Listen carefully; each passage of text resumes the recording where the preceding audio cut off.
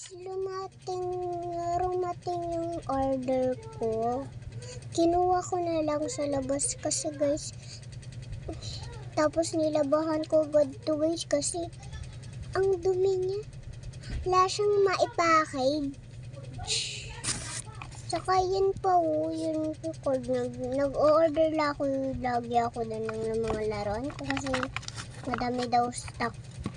Wala daw stock sa bahay ng mga laruan.